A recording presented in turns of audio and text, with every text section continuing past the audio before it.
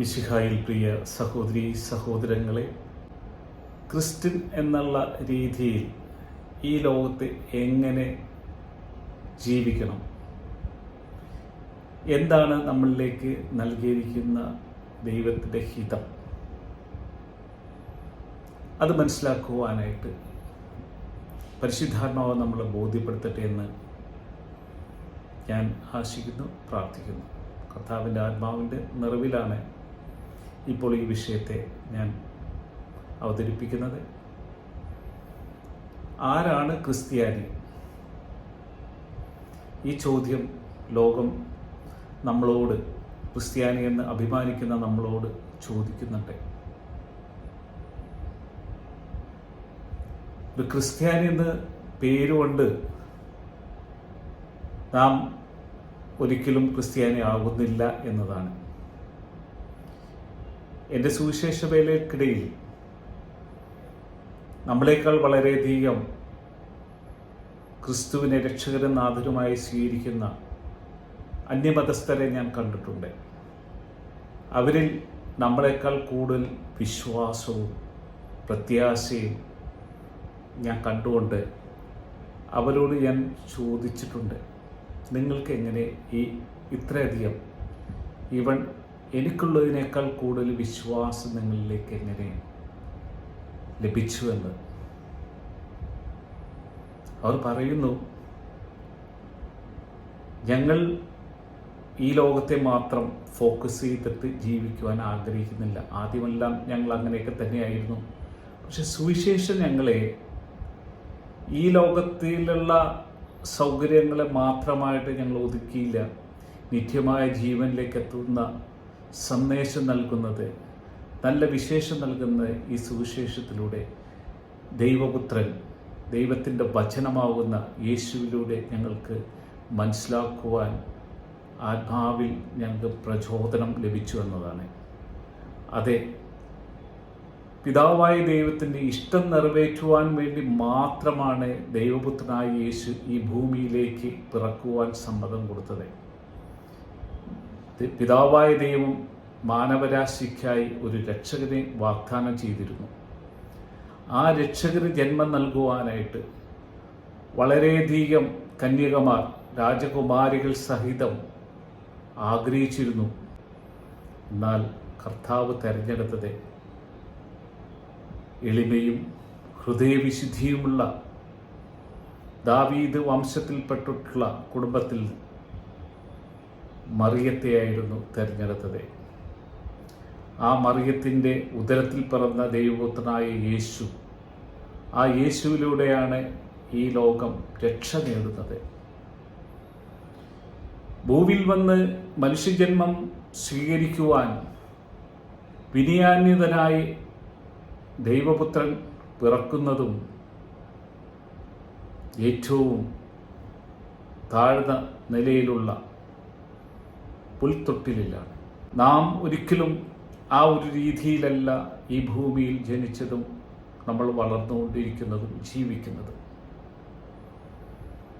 സർവത്തിൻ്റെ സൃഷ്ടാവായ ദൈവപുത്രൻ ഈ ഭൂമിയിൽ വിനയാന്വിതനായിട്ട് പിറന്ന് പിതാവായ ദൈവത്തിൻ്റെ സുവിശേഷം ലോകത്തിനേകുന്നത് നിത്യജീവനിലേക്ക് പ്രവേശിക്കുവാനായിട്ട് ആ സന്ദേശം നൽകുവാൻ വേണ്ടി മാത്രമായിരുന്നു.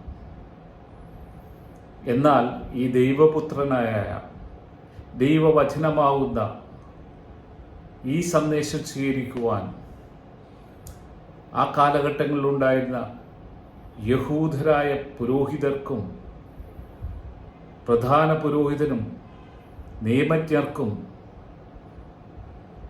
മറ്റെല്ലാ തലങ്ങളും ഉന്നതിയിലും ആയിട്ടുള്ളവരും ജനങ്ങൾക്കും അത് മനസ്സിലാക്കുവാനായിട്ട് ദൈവം അവസരം നൽകിയില്ല എന്ന് തന്നെ പറയാം. കാരണം ഹൃദയവിശുദ്ധിയുള്ളവർക്ക് മാത്രമേ ദൈവവചനത്തെ മനസ്സിലാക്കുവാനും അത് പ്രതിനിധീകരിക്കുന്ന പ്രവർത്തനങ്ങൾ പ്രവർത്തിച്ചുകൊണ്ട് ദൈവത്തെ മഹത്വപ്പെടുത്തുവാൻ സാധ്യമാകും. എന്നാൽ യേശുവിനോടൊപ്പം വളരെയധികം പേർ യേശുവിനെ അനുകരിച്ചുകൊണ്ട് പിതാവായ ദൈവത്തിൻ്റെ ഇഷ്ടം നിറവേറ്റുവാൻ പല സഹനങ്ങളിലും സഹിച്ചുകൊണ്ട് തന്നെയായിരുന്നു ഈ ഭൂമിയിൽ ജീവിച്ചത്. തൻ്റെ ശിഷ്യന്മാരായിരുന്ന പത്രോസും മറ്റുമെല്ലാം യേശുവിന് വേണ്ടി, സുവിശേഷത്തിന് വേണ്ടി രക്തസാക്ഷികളാകുകയായിരുന്നു.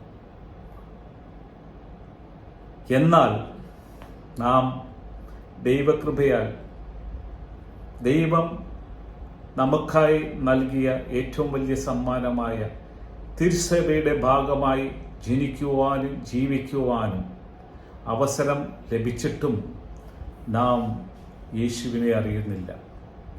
നാം മാത്രമല്ല, സഭയുടെ അധികാരികളായിട്ട് വന്നിട്ടുള്ള ഇടയന്മാരും പുരോഹിതരും, അതെ, യഹൂദ പ്രമാണികളെ പോലെ, യഹൂദ പുരോഹിതരെ പോലെ ഇന്നും അവർ ദുഷ്പ്രേരണ നൽകിക്കൊണ്ട് ദൈവജനത്തെ നാശത്തിലേക്ക് കൊണ്ടുപോകുന്നില്ലേ?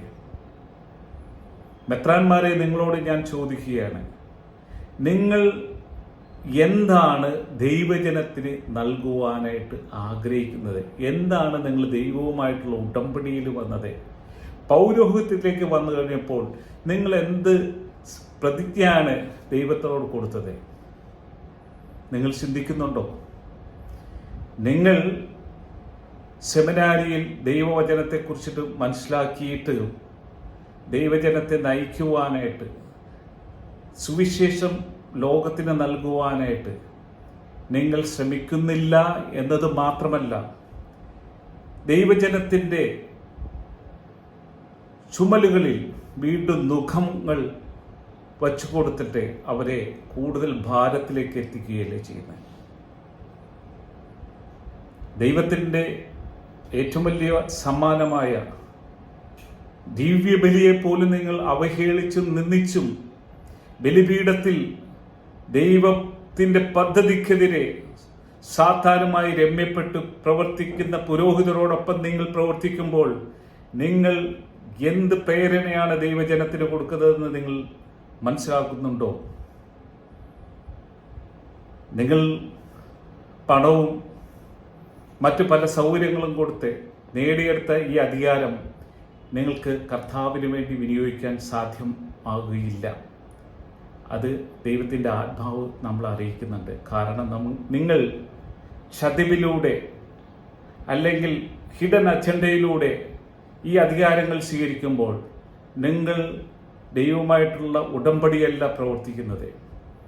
അതെ, ദൈവത്തിനെതിരെയുള്ള ശക്തിയായ സാത്താൻ്റെ ഉടമ്പടിയിൽ നിങ്ങൾ പങ്കാളികളാകുന്നു.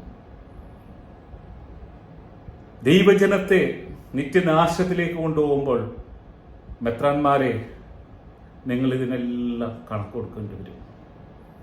ക്രൂശിതനായ യേശു ഉദ്ധിതനാണ് എന്ന കാര്യം നിങ്ങൾ മറക്കരുത്. അതേ യേശു തന്നെ ഈ ഭൂമിയിൽ വിധിയാളനായിട്ട് തൻ്റെ ദൂതന്മാരോടൊപ്പം എത്തിച്ചേരുമെന്നുള്ള ആ സത്യം നിങ്ങൾ വിസ്മരിക്കരുത്. കാരണം ഓരോ ക്രിസ്ത്യാനിയും ക്രിസ്തു എടുത്ത ക്രൂശ് വഹിക്കുന്ന വ്യക്തികളാണ്.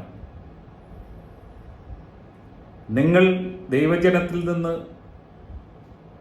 സ്വീകരിക്കുന്ന സമ്പത്തും മറ്റു സൗകര്യങ്ങളും നിങ്ങളുടെ സന്തോഷത്തിനും നിങ്ങളുടെ അത്യാധികം വേണ്ടി വിനിയോഗിക്കുമ്പോൾ നിങ്ങൾ ഈ സഭയിൽ നിന്നും വിട്ടുമാറുന്നതാണ് നല്ലത്.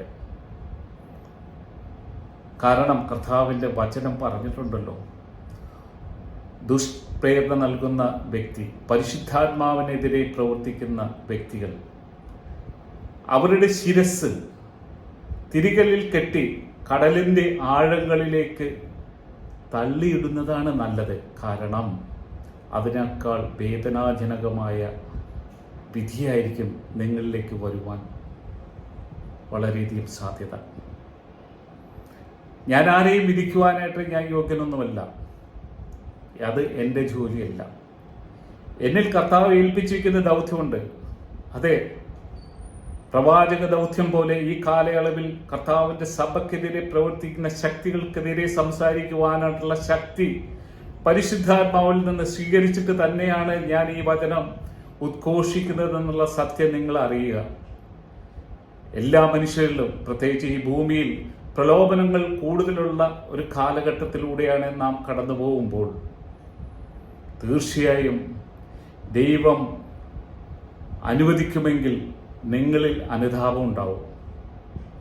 കാരണം നിങ്ങൾക്ക് തന്നെ നന്മയെയും തിന്മയും സ്വീകരിക്കാനുള്ള അവസരം പിതാവായ ദൈവം നൽകിയിട്ടുണ്ട്.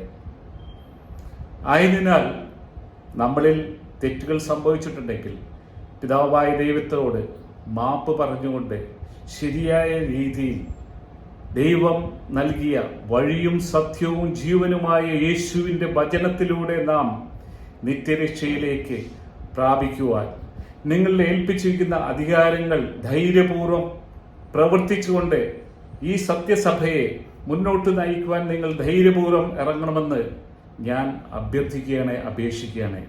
കാരണം എന്നിൽ ഏൽപ്പിച്ചിരിക്കുന്ന ദൗത്യം അത് തന്നെയാണ്. സഭയെ തകർക്കാൻ ഒരു ശക്തിക്കും സാധിക്കുകയില്ല.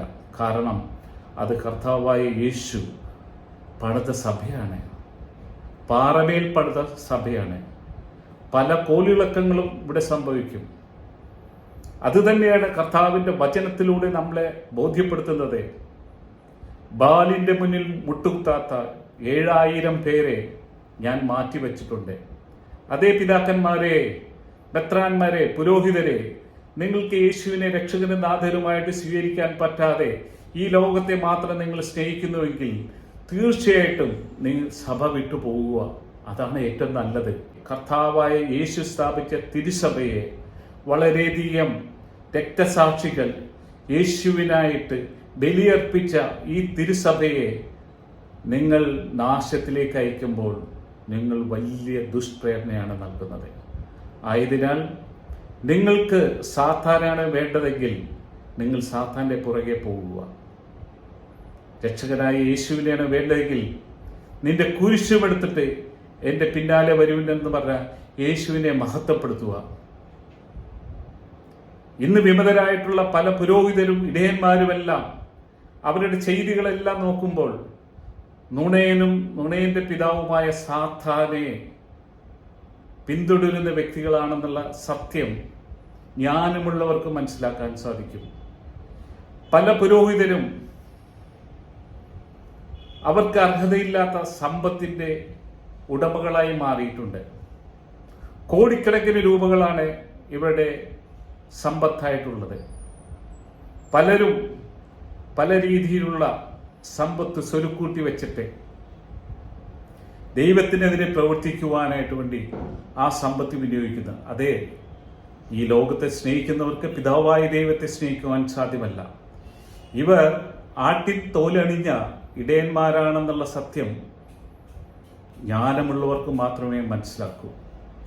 പലരും വിമതരോടൊപ്പം സഞ്ചരിക്കുന്നത് എന്തുകൊണ്ടാണെന്ന് സ്വയം മനസ്സിലാക്കിയാൽ നന്നായിരിക്കുമെന്ന് എനിക്ക് തോന്നുന്നു. കാരണം എവിടെന്നെങ്കിലും സമ്പത്തും മറ്റ് സൗകര്യങ്ങളും കിട്ടിയേക്കണവർ മാത്രമാണ് യേശുവിനെ തള്ളിപ്പറഞ്ഞിട്ട് മുന്നോട്ട് ജീവിക്കുന്നത്. യേശുവിന് അർപ്പിക്കേണ്ട ബലിക്ക് പകരം അനുസരണക്കേടിൻ്റെ ബലി അർപ്പിക്കുമ്പോൾ അത് ബ്ലാക്ക് മാസ് ആകുന്നെന്നുള്ള സത്യം ദൈവജനമേ നിങ്ങൾ തിരിച്ചറിയുക. ജ്ഞാനം നിങ്ങളിലുണ്ടെങ്കിൽ, പരിശുദ്ധാത്മാവ് നിങ്ങളിൽ ഉണ്ടെങ്കിൽ തീർച്ചയായിട്ടും നിങ്ങൾക്കത് മനസ്സിലാക്കുവാൻ സാധിക്കും. കൂടാതെ നിങ്ങൾ ദൈവത്തിനെതിരെ തന്നെ പ്രവർത്തിക്കണമെന്ന് ചിന്ത നിങ്ങളിലേക്ക് വന്നു പോയിട്ടുണ്ടെങ്കിൽ നിങ്ങൾക്കതിൽ നിന്ന് മാറുവാൻ അസാധ്യമാണ്. കാരണം ദൈവം തന്നെ നിങ്ങളൊരു മിഥ്യാബോധം കൊടുത്തുകൊണ്ട് നിങ്ങൾ ചെയ്യുന്ന തെറ്റുകൾ ശരിയെന്ന ബോധ്യം ദൈവം തന്നെ നൽകുമെന്ന് വചനത്തിലൂടെ നമ്മൾ ബോധ്യപ്പെടുത്തിയിട്ടുണ്ട്. അതുകൊണ്ട് നിങ്ങൾ കൃപക്കായി യാചിക്കുക. നമ്മളിൽ വന്നു പോയിട്ടുള്ള എല്ലാ തെറ്റുകൾക്കും നാം മാപ്പപേക്ഷിച്ചുകൊണ്ട് പിതാവായ ദൈവത്തിൻ്റെ പദ്ധതിയിൽ പങ്കാളികളായി കൊണ്ട് രക്ഷകനായ യേശു നൽകുന്ന സത്യവും ജീവനുമായ ദൈവത്തെ, രക്ഷകനായ യേശുവിനെ ആ പാത പിന്തുടർന്നുകൊണ്ട് നിത്യജീവനിലേക്ക് നമുക്ക് പ്രവേശിക്കുവാൻ ദൈവം നമ്മെ സഹായിക്കട്ടെ. പരിശുദ്ധാത്മാവിനെ നൽകിക്കൊണ്ടാണ് രക്ഷകനായ യേശു, ക്രൂശിതനായ യേശു, ഉദിതനായ പിതാവായ ദൈവത്തിൻ്റെ വലതുഭാഗത്തിരിക്കുന്ന യേശു നമ്മളെ സഹായിച്ചിരിക്കുന്നത്. അതേ സഹായകനായ പരിശുദ്ധാത്മാവിൻ്റെ നിറവിൽ നാം ഓരോരുത്തരും നിറയുവാൻ നാം എളിമപ്പെടുക, ക്രിസ്തുവിന് വിധേയരാകുക, സഭയെ അനുസരിക്കുക. നല്ല ഇടയന്മാരെ നാം കർത്താവിന് വേണ്ടി മാത്രമായിട്ട് ജീവിക്കുന്ന അധികാരികളുണ്ട്, ഇടയന്മാരുണ്ട്, പുരോഹിതരുണ്ട്, സുവിശേഷകരുണ്ട്.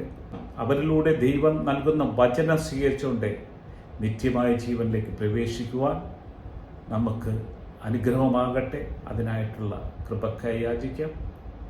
നിങ്ങൾക്ക് ഏവർക്കും ആ സ്വർഗീയ സന്തോഷം ലഭിക്കുവാനായിട്ട്, അനുഗ്രഹത്തിനായിട്ട് നമുക്ക് ഒരുമിച്ച് പ്രാർത്ഥിക്കാം. Brother Thomas George.